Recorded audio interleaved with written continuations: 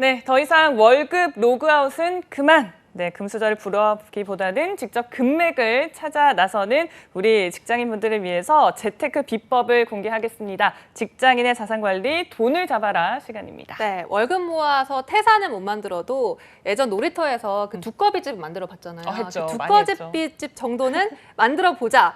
그래서 모셨습니다. 한국은퇴설계연구소의 권도영 대표님 모셨습니다. 어서 네, 오세요. 어서 오세요. 안녕하세요. 네, 반갑습니다. 두꺼비집 이상의 여러분들의 현명한 자산 관리를 위해서 오늘도 최선의 노력을 다하겠습니다. 한국은퇴설계연구소 권도영 대표입니다. 네, 네. 반갑습니다. 저희 이제 지난 시간에 첫 방송 했었잖아요. 네. 주변의 반응 혹시 어떠셨나요? 뭐 대기실에서 굉장히 뜨거웠다는 얘기를 들었는데 네. 화면에 굉장히 얼굴이 크게 잡혀서 나름대로 좀 부담스럽게 저를 모니터링한 기억이 있습니다. 제 주변에 우리 대표님 기다리신 분들이 너무 많고 저도 반응이 기다렸어요. 뜨거웠거든요. 네, 진짜로. 좋습니다. 네, 네. 오늘도 정말 공격적으로 네. 네, 좋습니다. 오늘도 정말 촌철살인으로 좋습니다. 저희를 좀 일깨워 주시길 바라면서 그렇게 하겠습니다. 네, 너무 네. 환영합니다. 네. 이제 오늘 또 어떤 주제를 들고 오셨는지 너무너무 궁금한데요. 어떤 주제로 시작을 해볼까요? 오늘은 그 자산 관리나 재무 설계 하다 보면 조금 이렇게 쉽게 설명해 주세요. 한 번에 설명해 주세요. 뭐 키포인트만 짚어 주세요. 뭐 이런 이야기들을 많이 듣습니다. 게다가 두 아나운서와 지난주에 방송을 한 결과 조금 더 쉽게 접근하는 것이 이 방송에서 네. 오래 살아남을 수 있는 방법이겠다 생각이 들어서 오늘은 좀 더 쉽게 사칙 연산으로 오. 재무 설계할 수 있는 방법에 대해서 제가 오늘 코너 아이템을 잡아봤습니다. 와, 사칙연산 너무 재밌을 것 같은데 일단 그 전에 사실 저는 지난 시간 이후에 좀 정말 반성을 했던 게 뭐죠? 잡지추를 줄이라고 말씀을 아. 하시면서 네. 인생에 일단 그 돈을 모으는 목표가 필요하다라고 아. 하셨었잖아요. 그래서 그렇죠. 저는 그걸 듣고 굉장히 좀 반성을 했던 것 같아요. 여행을 간다고 생각하면 아주 간단하게 설명이 될 것 같은데요. 아, 그래요? 네. 여행을 갈 때 이제 계획을 잡고 가죠. 물론 뭐 당일치기 여행처럼 한 번에 떠날 수 있는 여행도 가지만 네. 오늘은 이제 장기적인 여행을 떠날 때, 특히 해외 여행을 갈 때 내가 이제 여행 갈 때 계획을 세우잖아요. 그렇죠. 뭐를 쌀지부터 시작하게 됩니다. 그때부터 이제 흥분이 되겠죠. 그리고 가서 무얼 볼지, 무얼 먹을지 이런 것들이 하나하나, 그리고 무얼 볼지도 이제 계획을 하게 되는데 인생도 마찬가지입니다. 인생 여정이라고 하지 않습니까? 그래서 그 여정 기간 동안에 나는 어떻게 살아가야 될지를 먼저 계획하고 그 계획 속에서 돈 관리를 하는 게 어떻겠느냐, 뭐 이런 말씀을 지난주에 드렸습니다. 네. 네. 자, 그럼- 오늘은 돈 관리 사칙연산이라고 하셨는데 이게 뭐 더하기, 빼기 이런 걸 말씀하시는 건가요? 그렇습니다. 어떤 것은 더해야 되고 어떤 것은 빼야 되고 어떤 것은 곱하고 어떤 것은 나눠야 되는지에 대한 이야기를 오늘 한번 쉽고 재밌게 설명드려 볼 수 있도록 하겠습니다. 아, 네. 근데 정말 재무설계 관해서는 늘 곱하기였으면 좋겠어요. 이렇게 더블로 이렇게 맞아요. 팍팍 늘어나게. 수익률로 봤을 때는 네. 늘 곱하기가 많이 되었으면 좋겠는데요. 네. 그 부분 좀 나중에 얘기하고 더하기부터 한번 네. 시작해 볼까요? 네, 더하기부터 네. 시작을 해볼까요? 네. 재무 설계의 정점이 뭐냐 이렇게 물어보면 저는 은퇴 설계다 이렇게 얘기를 합니다. 왜냐하면 우리가 지금부터 쭉 인생을 살면 정년까지 인생을 살게 됩니다. 직장 생활을 하게 되죠. 그리고 정년 이후에 과거에는 한 10년에서 20년 정도 살다가 죽었어요. 그런데 지금은 그렇지 않죠. 네. 그렇죠. 100세 시대잖아요. 죽고 싶어도 죽지 못하는 시대가 왔습니다. 오래 살죠. 100살 삽니다. 100살. 네. 예. 그리고 자칫 잘못하면 130까지 살 수 있습니다. 정년 이후에도 길어진 인생. 짧게는 60년, 길게는 70년까지 살아야 되는데 근데 그게 자칫 잘못하는 건가요? 그렇죠. 너무 긴 인생이 우리에게는 큰 어쩌면 위험으로 다가올 수 있다는 겁니다. 만약에 돈이 있고 충분한 여가 생활과 건강이 있으면 150까지 산다고 해도 문제가 없죠. 근데 돈이 떨어졌을 때, 그쵸. 그리고 건강치 않을 때를 생각해 보면 굉장히 큰 문제가 될 수 있기 때문에 저는 그 노후에 대한 부분들을 생각한다면 젊었을 때부터 재무 설계의 정점이 뭐다? 그러면 은퇴 이후의 삶이다. 그래서 그 은퇴 이후의 삶을 한번 준비해 보는 것이 가장 좋다. 그 은퇴 이후의 삶을 살기 위해서 플러스적인 부분으로 가장 먼저 준비해야 되는 게 바로 연금의 다층 설계다. 이렇게 말씀드리고 싶습니다. 일단 더하기에서 연금 계획하라라고 하셨는데 사실 직장인들이라면 국민연금 가입돼 있잖아요. 근데 그렇죠. 이걸 어떻게 더하기를 한다는 말씀이세요? 국민연금은 일단 사회 보장이에요. 어디 금융기관에 가서 가입하는 게 아니라 내가 근로자로서 당연히 열심히 일하게 되면 나라와 기업에서 여러분들께 혜택을 주는 그런 상황이라고 보시면 될 것 같습니다. 네. 사회 보장이기 때문에 많이 낸다고 해서 더 받는 것도 아니고요. 그냥 일정 부분 내 급여에서 9%를 나와 회사가 나라에 내고 나라에서 나중에 죽을 때까지 보장해 주는 게 바로 국민연금이다. 이렇게 보시면 될 것 같고요. 국민연금 위에 또 한 층을 한번 쌓아보는 거예요. 더하기로. 네. 이게 바로 퇴직연금인데요. 네. 과거에는 퇴직금 제도라고 있었습니다. 근데 그 퇴직금 제도가 퇴직연금 제도로 바뀌었어요. 이제 한목에 크게 빼가지고 목돈을 받아가는 게 아니라 나중에 노후를 위해서 천천히 조금씩 빼서 쓰라는 의미의 퇴직연금 제도가 2005년부터 시작이 됐는데요.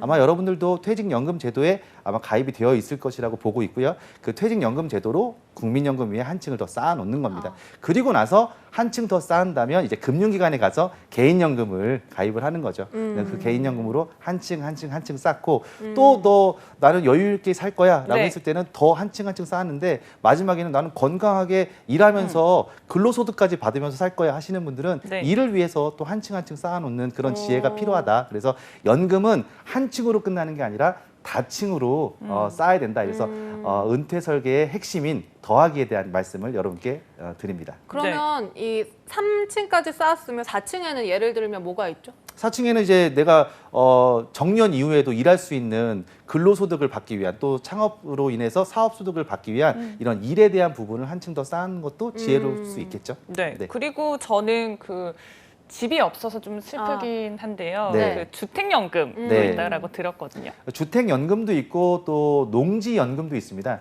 주택연금 같은 경우에는 60세 이상 이제 주택연금 혜택을 볼 수 있어요. 우리가 집을 가질 때는 모기지 하잖아요. 마찬가지로 역모기지라고 해서 내가 집을 담보로 맡겨놓고 내가 일정 기간 또는 오랜 기간 동안 그 집을 담보로 연금을 받을 수 있는 게 주택연금제도입니다. 60세 이상 9억 원 이하의 집을 담보로 잡혀놓고 받을 수 있는 거고요. 또 65세가 넘어간 농업인인 경우에는 농지를 담보로 잡혀놓고 연금을 받을 수 있는 농지연금도 있습니다. 그런데 주택과 농지가 다 있어야 되죠. 네. 그래서 우리 두 아나운서도 마찬가지로 지금부터 30년, 40년 후에 나를 위해서 주택과 농지를 위해서 차근차근 더해 나가는 그런 자산관리 전략을 세우시면 좋겠다 이렇게 말씀드리고 싶습니다. 아니 근데 주택이나 농지를 이제 들려면 네. 꽤 이제 많이 시간이 있어야 되잖아요. 그럼요. 그렇죠? 네, 그런 거죠? 네, 네. 적은 돈을 천천히 자동화해서 꾸준히 모으면 충분히 그날이 올 수 있습니다. 아까 말씀하셨던 곱하기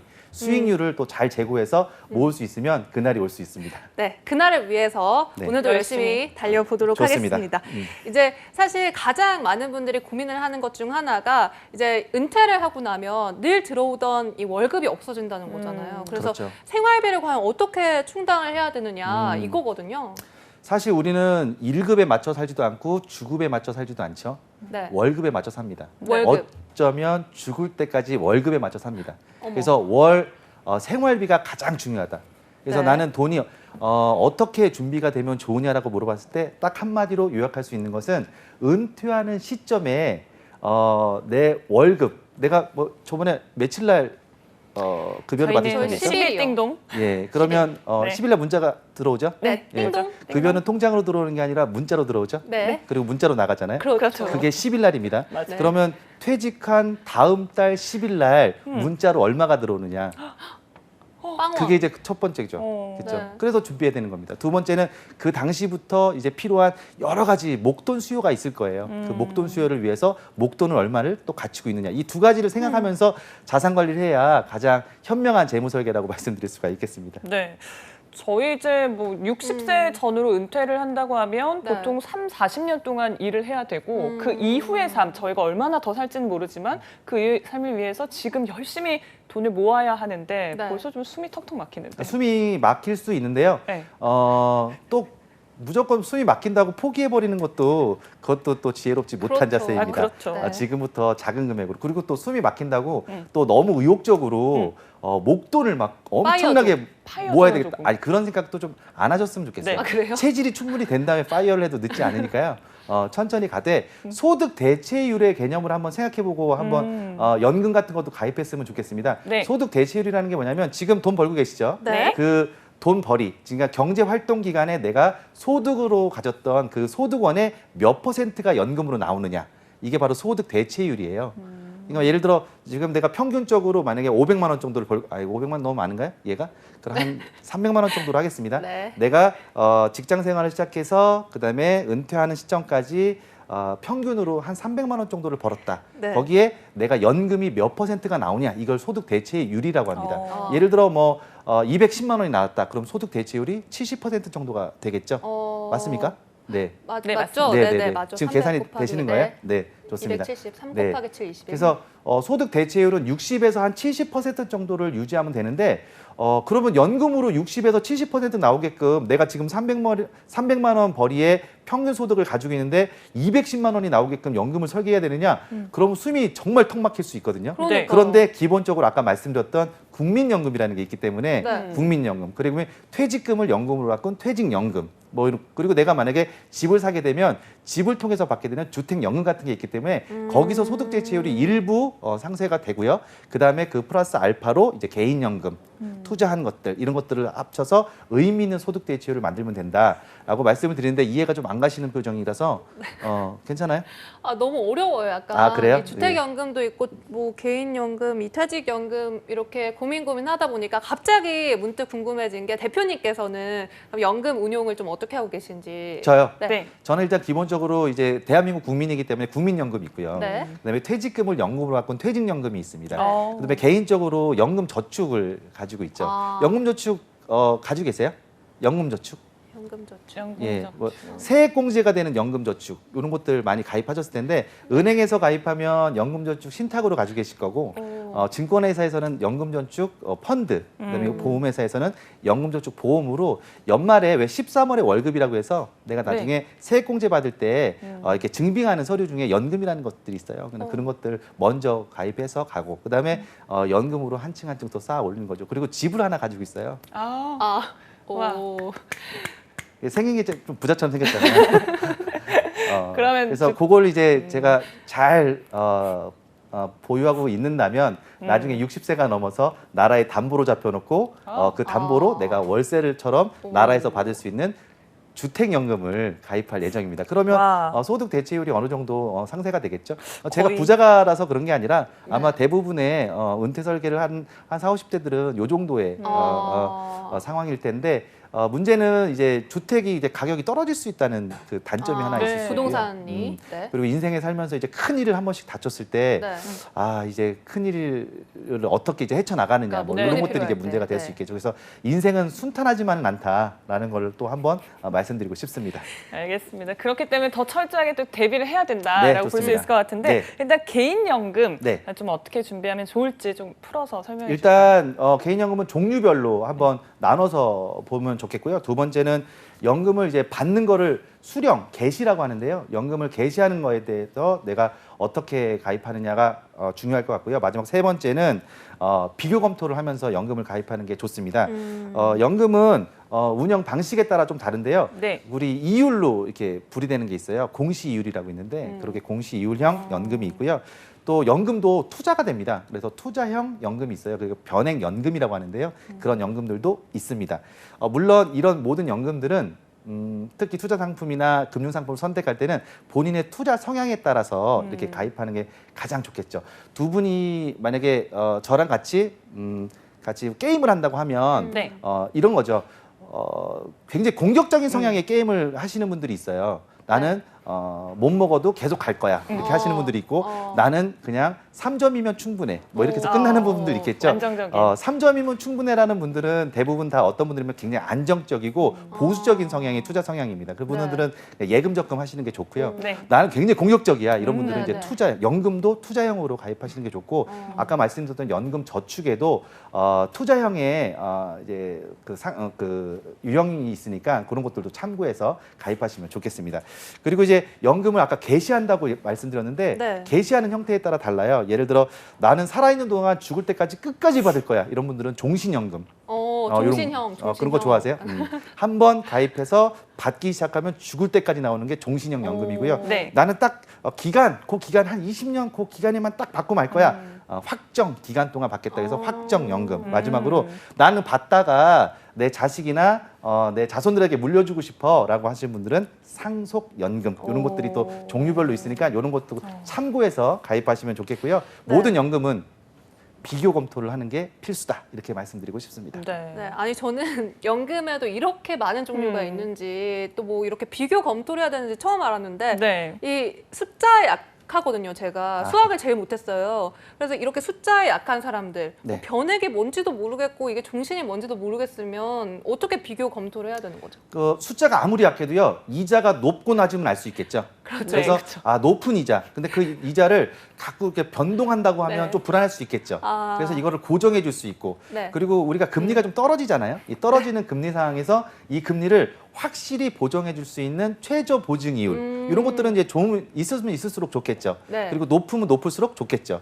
그런 것들을 보는 지혜는 굳이 수학이 아니어도 네. 충분할 수 있는 거니까 참고하셨으면 좋겠습니다. 알겠습니다. 이율이 높고 낮은 네. 이 정도는 저희가 높고 알 수 낮음은 있죠. 구분할 수가 있으니까. 네, 그럼요, 그렇습니다. 그럼요. 자, 이 밖에 또 가입을 해야 할 뭐 연금 저희가 뭐 또 있을까요? 뭐 연금 시간은 또 차차 또 말씀을 드릴 건데 네, 알겠습니다. 뭐 이렇게 아까 말씀드린 대로 인생 살다가 네. 순탄하게 연금을 받아서 끝까지 연금을 받다가 잘 저 세상으로 가면 좋겠지만 그렇지 않을 경우에 대비해서 네. 몸 아플 걸 대비해서 보험도 잘 아. 가입해 놔야 되는데 보험 시간은 또 얘기하자고 하면 한 2시간 걸릴 것 같아요. 아, 진짜요? 그래서 그건 다음 시간에 제가 한번 시간을 그래요. 마련해 보도록 하겠습니다. 뭐 앞으로 계속 나오시니까 저희 뭐 보험 시간도 좀 기대를 네. 해보겠습니다. 네, 좋습니다. 지금까지 아직 더하기 이제 더하기 한 거예요. 그럼 이제 뭐 해야 남았어요. 되죠? 이제 이제 뭐 빼기인가? 할까? 이제 빼기를 빼기, 좀 빼기. 알아볼까요? 빼기는 왜 우리 지난 시간에 이어서 말씀을 드린 건데 네. 이제 우리 습관 있잖아요. 네. 네. 저도 참 안 되는 습관이 다이어트 하고 싶어요. 그러면 안 되는 게 딱 알려주세요. 저한테 네. 덜 먹고 움직이면 된다. 이게 이제 다이어트의 가장 기본 습관인데 우리 이 재무 설계에서도 습관이 있으라는 게 있습니다. 아, 네. 많이 벌고 덜 쓰고 그리고 그렇죠. 덜 쓴 돈으로 뭐 하면 되죠? 투자하거나 저축. 저축하면 됩니다. 네. 아주 기본적인 상황인데 이걸 못 지키기 때문에 어려운 거죠. 그래서 그런데 여기서 더 나아가서 한 발 더 못하는 이유가 바로 새어나가는 지출이 있기 때문에 그렇다. 그래서 우리 잡지출을 빼야 된다. 이런 잡지출. 말씀을 지난 시간에 드렸습니다. 잔잔바리 지출. 네, 잔잔바리 지출. 네. 아, 제가 그 지난주에 좋습니다. 죄송합니다. 잔잔바리 지출이라는 게 이제 뭐 보셨어요? 집에 가서 안 입는 옷들, 그렇죠? 우리 옷장 열면 있습니다. 내가 꼭 살을 빼서 저걸 입을 거야. 하고서 마지막 남은 한 벌을 이렇게 사서 잘못되는 경우가 굉장히 많죠. 돈을 썼는데 계속 생각나면 그게 바로 잡지출. 그 돈을 잡으시는 맞아요. 게 좋겠다. 이렇게 말씀을 드리고 싶습니다. 진짜 제가 카드 내역서를 봤어요. 그래요? 일단. 네. 근데 저는 딱 떠올랐던 게 커피. 아, 예. 정말 커피, 잘 안 커피. 먹고 반 정도만 먹고 맞아요. 그러는 경우도 있는데 사실 네. 계속 쓰잖아요. 네. 그래서 음. 체크를 해봤는데 그것뿐이 아니라 네. 내가 언제 이걸 썼지 이런 게 진짜 많더라고요. 깜짝 놀라는 깜짝 깜놀 놀랐어요. 지출. 진짜 예, 그렇습니다. 서프라이즈. 네. 너무 놀랐죠. 근데 네. 몇 퍼센트 정도 돼요, 그게? 그 비율로 따지기는 어렵지만 네. 제가 소비하는 거에 한 3, 40% 되는 것 그래요? 같아요. 네, 잡지출로. 그러면 그 잔잔바리. 잡지출을 잡으시는 게 금융상품 가입하는 것보다 더 빠르시겠어요. 오. 예, 그래서 오늘부터 잡지출 잡으시는 거. 제가 지난 시간에도 말씀드렸다시피 우리 그냥 간단하게 말씀드리면 우리 카드 내역서 흑백으로 출력하시고 형광펜 2개만 준비하시면 됩니다. 다른 색깔로요. 그래서 네. 고정 지출에 한 색깔로 쭉 칠하시고요. 네. 그다음에 변동 지출에 한 색깔로 쭉 칠하면 네. 색이 지나가지 않은 깜짝 놀라는 지출들이 있습니다. 그 지출들이 아. 바로 잡지출, 잔잔바리 지출이다 이렇게 보시면 될 것 근데 같습니다. 저는 조금 궁금한 게 네. 예를 들어서 커피를 나는 꼭 한 잔을 마셔야 된다. 한 잔 마시세요. 그건 잡지출이 아닌가요? 괜찮아요. 예. 그런데 그거마저도 줄이겠다라는 분들이 또 있죠. 아. 네, 네. 그리고 조금 헷갈리는 게 이건 잡지출인 것 같으면서도 꼭 썼어야 했을까라는 지출을 저는 이제 잡지출에 넣긴 했었는데 네네네. 예를 들면 뭐 지나가다가 아는 사람 반가운 사람 만나면 같이 밥도 먹을 수 있고 이런 거 생각나요? 네. 내가 잘 샀다라고 생각이 들어요? 조금 후회되는 경우. 후회되면 살짝 있어요. 잡지출이고 근데 그렇지 않고 잘 샀다. 정말 오랜만에 만나서 내가 이 잘 샀다는? 사람한테는 괜찮다. 그러면 이제 관계의 자산을 하나 마련한 그쵸. 거기 때문에 그건 그래서- 투자하신 거나 마찬가지입니다. 아. 저는 그렇게 봅니다. 예. 아니 제가 다음 주에 미정 MC와 이제 밥 약속이 있는데 그래요? 네, 그때 꼭 투자라는 걸로 그렇죠. 기억되고 이건 꼭 샀는데 투자를 자꾸 하겠습니다. 아깝다. 네. 자꾸 생각난다. 그러면 이제 잡지출이 있으니까 알겠습니다. 그런 그러지 거 않도록. 줄이시는 게 좋겠습니다. 그렇다면 이제 직장인들 일반적인 직장인들을 가정했을 때 네. 이런 잡지출을 줄이는 방법으로 이렇게 네. 형광펜을 또 제시해 주셨고 또 네. 다른 방법이 있을까요? 잡지출 잡는 네, 방법이요. 이제 의식적으로 안 쓰는 게 제일 좋고요. 음. 우리 그래요. 우리 급여 받을 때 세금 떼고 나오잖아요. 세금은 어디에 내는 거죠? 세금 나라예요. 그죠? 나라를 위해서 일단 일한 거라고 보시면 좀 아깝죠. 너무 따지고 보면. 네. 근데 카드 값으로 다 나가면 나를 위해 쓴 건가? 이렇게 생각이 들어요. 그래서 네. 저는 자동적으로 세금처럼 자동적으로 저축을 강제적으로 저축을 하는 게 또 잡지출을 잡는 방법 중에 하나라고 생각하고 있습니다. 그래서 내가 의도적으로 잡지출을 잡기 위해서 자동적으로 저축하는 그런 지혜도 필요하다 말씀드리고 싶습니다. 네, 네. 알겠습니다. 저희 이제 다음으로는 나누기를 나누기, 해봐야 될 것 나누기. 같은데 네. 뭘 나누라는 건가요? 자산을 좀 많이 나누는 게 좋아요. 가지고 계세요, 자산들 다. 네. 두 월급, 분이 이제 관계 월급 자산 있어요. 가지고 계시잖아요. 아. 관계 자산. 관계 그죠? 자산? 그리고 건강 자산 가지고 계시죠. 오. 그냥 돈만 없을 뿐이지 우리는 모든 자산을 다 가지고 있습니다. 현금 유동성 자산 지금 같은 시기에 정말 중요하죠. 코로나 같은 것들이 이제 급작스럽게 이렇게 와가지고 우리 삶을 괴롭히지 않습니까? 네. 3개월, 4개월씩 예를 들어 급여가 없다. 굉장히 큰 문제가 될 수 있죠. 당연하죠. 이때 바로 뺏을 수 있는 돈들이 현금 유동성 자산이라고 보시면 되겠죠. 그리고 뭐 투자 자산도 있고요. 그리고 예금과 적금, 그리고 내가 씀씀이로 가지고 있는 사용 자산, 그리고 보험, 은퇴 자산, 뭐 이런 것들이 다 자산이라고 보시면 될 것 같습니다. 이런 자산을 한 곳에 몰아서 관리하기보다는 나눠서 관리하자 이런 뜻에서 나누기 자산 관리의 자산에 대한 말씀을 드리고요. 자산과 또 대비되는 게 있어요. 네. 뭐죠? 부채죠. 아, 부채. 이게 부채 말고 빚. 그렇죠. 빚. 예. 빚에서 빚으로. 그래서 근데 또 빚이 없어야 아예 돼요. 없을 수는 없지 그죠? 않아요? 뭐 좋은 빚이 있고 나쁜 빚이 있을 수 있는데 빚이라는 게 원래 기본적으로 그냥 좋지는 않습니다. 일단 기본적으로 가지고 있는 것 중에 가장 힘든 게 뭐냐면 예를 들어 현금 유동성 자산이 없어. 예를 들어 지금같이 이렇게 힘든 상황에 내 목돈이 좀 있으면 좋은데 목돈이 없어서 가장 흔하게 뺏을 수 있는 돈이 하나 있어요. 뭐죠? 현금인데 서비스를 막 해주는 돈이 있어요. 현금 서비스. 엄청난 이유를 부과하게 됩니다. 우리가 금리 몇 퍼센트를 막 쫓아다니는데 현금 서비스 금리는 20%가 넘어가거든요. 이자가. 아 진짜요? 그렇죠. 몰랐어요? 네. 너무 간편하니까 바로 쓸 수 있죠. 네. 그런 것들이 이제 나쁜 부채라고 보시면 될 것 같고요. 아. 학자금이나 이제 집 대출을 위해서 저리로 빌려놓은 것들은 천천히 갚으시는 지혜를 또 가지시되 부채 관리를 할 때는 중요한 게 있습니다. 한 곳에 좀 몰아서 관리하시되 금리가 가장 낮은 통장, 이율이 가장 낮은 통장에 몰아서 관리하는 게 좋다 이렇게 말씀드리고 싶습니다. 부채는요 워낙 관심들이 많아서 이것도 또 시간을 내도록 하겠습니다. 이렇게 네. 하면 이제 제가 잘리지 않고 계속 나올 수 있는 이런 발판을 마련한다 볼 수 있겠죠. 아이템들이 계속 나오네요. 엄청나게 많습니다. 너무 3,000가지 좋습니다. 정도 있습니다. 네. 알겠습니다. 자 마지막으로 네. 저희 이제 곱하기. 곱하기. 이게 가장 기대가 돼요, 네. 사실. 네. 산수 문제 하나 풀어볼 텐데요. 자, 5천만 원 가지고 있습니다. 5천만 네. 원에다가 3을 곱하면 얼마죠? 1억 5천? 1억 5천. 네. 네. 기분 좋죠? 네, 기분 너무 좋죠. 좋네요. 네, 5천만 원에다가 0을 곱하면요. 0을 곱하면요? 5천만 원에 0을 곱하면 0이 5억인가요? 되죠. 0이 되죠.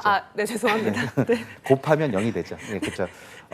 우리 곱하기 자세가 정말 필요한데 네. 이 0이 돼버리는 경우가 있어요. 네. 이게 바로 경제 지식 이런 것들이 없으면 네. 아무리 많은 돈을 가지고 아무리 내가 열심히 일하고 저축하고 투자한다고 해도 0이 될 수밖에 없습니다. 네. 그래서 우리가 앞으로 경제 지식을 잘 갖추는 자세 이것도 필요하다 이런 말씀을 드리겠습니다.